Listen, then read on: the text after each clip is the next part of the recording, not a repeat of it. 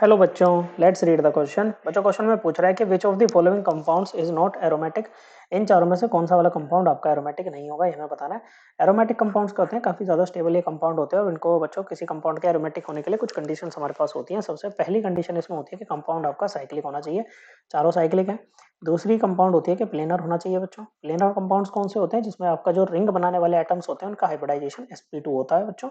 Okay, तो देखो जो आपका ये होता है बच्चों, डबली बॉन्डेड कार्बन होता है, मतलब ऐसे एक पाई बॉन्ड बनाते हैं, इस कार्बन का हाइब्रिडाइजेशन होता है sp2। ओके, कोई अगर आपके पास में ऐसे जैसे यहाँ पर नाइट्रोजन है, ओके, या फिर कह लो ऑक्सीजन है, ऑक्सीजन के पास में जब दो सिंगल बॉन्ड होंगे, दो लोन पेयर होंगे, तो इसकी हाइब्रिडाइजेशन होगी sp3।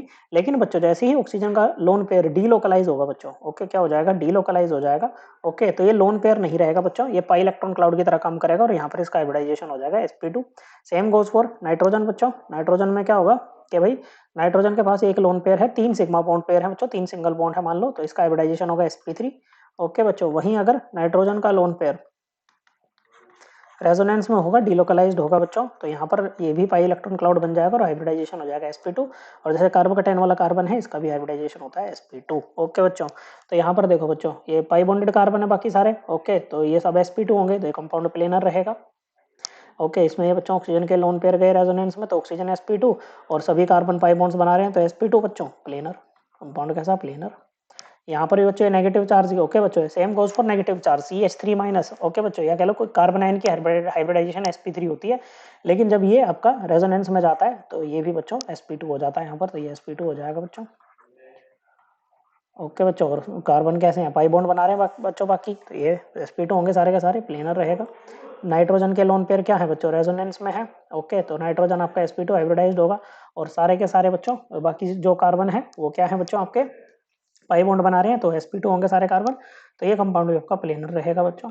उसके बाद तीसरी कंडीशन हम यहाँ पर चेक करते हैं बच्चों, साइक्लिक रेजोनेंस। ओके, क्या साइक्लिक रेजोनेंस है, तो यहाँ पर पहले में दिखा रखी है बच्चों साइक्लिक रेजोनेंस है, दूसरे में भी बच्चों साइक्लिक रेजोनेंस होगी।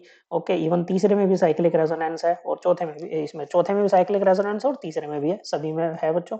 फिर हम चेक करते हैं वैलिडिटी ऑफ हक्कल रूल। ओके बच्चों, हक्कल रूल क्या कहता है कि हम इसमें करते हैं 4n+2 पाई इलेक्ट्रॉन, इसको किसके इक्वल पुट करते हैं बच्चों, जो पाई इलेक्ट्रॉन्स आपके गिवन कंपाउंड में, जैसे इसमें कितने होंगे बच्चों, एक दो, एक पाई बॉन्ड के दो, तो दो के चार हो जाएंगे, और ये नेगेटिव चार्ज वाले दो इलेक्ट्रॉन भी यहाँ पर लेंगे बच्चों, तो 6 पाई इलेक्ट्रॉन है बच्चों। यहाँ से हम क्या निकालते हैं, एन की वैल्यू निकालते हैं, एन की वैल्यू होल नंबर में आई तो हक्कल रूल फॉलो हो रहा है बच्चों, जैसे कि यहाँ पर 1 आ गई, तो ये फॉलो कर रहा है। ओके, क्या कर रहा है बच्चों, फॉलो कर रहा है, तो ये एरोमेटिक होगा बच्चों, हमारा आंसर नहीं होगा। ओके, जो फॉलो नहीं करेगा वो एंटी एरोमेटिक होगा, मतलब नॉट एरोमेटिक उसको बोलेंगे, नॉन एरोमेटिक नहीं बोलेंगे बच्चों। नॉन एरोमेटिक तब होता है जब पहली तीन कंडीशन ही वायलेट हो जाती, लेकिन तीनों कंडीशन फुलफिल हो रही है, हक्कल रूल फॉलो हुआ तो एरोमेटिक, नहीं हुआ तो नॉन एरोमेटिक, ओ सॉरी नहीं हुआ तो एंटी एरोमेटिक। ओके बच्चों, क्या एंटी एरोमेटिक, लेकिन वो एरोमेटिक तो नहीं हुआ ना बच्चों, तो आंसर हो जाएगा वो। दूसरे में चेक करें, सिंपली 4n+2 को लिख लो बच्चों, 6 पाई इलेक्ट्रॉन होंगे बच्चों, लोन पेयर के दो इलेक्ट्रॉन भी आ गए, तो अभी हमने देखा 6 पाई इलेक्ट्रॉन होते हैं तो इनकी वैल्यू 1 आती है, तो ये भी एरोमेटिक रहेगा, होल नंबर में आ रही है बच्चों। यहाँ पर भी बच्चों 6 पाई इलेक्ट्रॉन्स होंगे बच्चों, कितने होंगे, 6 पाई इलेक्ट्रॉन होंगे, इनकी वैल्यू 1 आएगी, एरोमेटिक बनेगा। लेकिन यहाँ पर कितने हैं, 4 पाई इलेक्ट्रॉन है बच्चों। ओके, किसके इक्वल पुट करो, 4n+2 पाई इलेक्ट्रॉन के इसको पुट कर दो बच्चों। ओके, ये कट गया बच्चों।